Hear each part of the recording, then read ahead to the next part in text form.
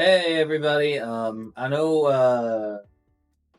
I would love to do a news podcast, but I found that I actually enjoy doing nerd news a lot more than I like doing your High Media TV news update. Because I'm gonna be honest, politics has got me bummed the fuck out.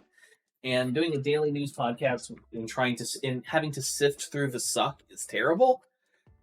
I would rather do nerd news because, like, I don't know. I'm just like, listen. I'm not saying I'm gonna stop doing this. This podcast is gonna exist in perpetuity. I'll get back to it eventually, but at least for the time being, like, if I have to keep it a buck with y'all. Like, if I look at the ratings and stuff as far as like on both on something like my Spreaker, when I'm looking at the actual revenue that is brought in from nerd news, versus the High Media TV news update, it does more in regards to, like, if I take the totality of the episodes, yeah, there's one nerd news that did relatively well just by virtue of that.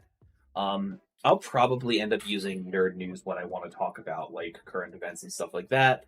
But as far as like daily a daily thing, I'm probably gonna stick with nerd news by and large, just because I can't. I will, at the very least. I think the way nerd news is probably going to be done going forward is I will, if there is a news story throughout the week that I want to talk about, I will um put that into a Google Note, and I will then turn it into a 15 to 20 minute episode where we go over the news update for the week, because I can't do this shit daily anymore. I already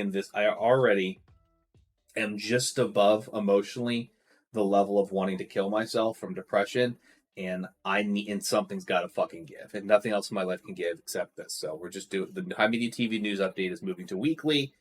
Nerd news is going to stay relatively daily. All right, cool. Have a good one, everybody. I'm gonna go. I'm gonna go rot in bed for 3 hours and be depressed.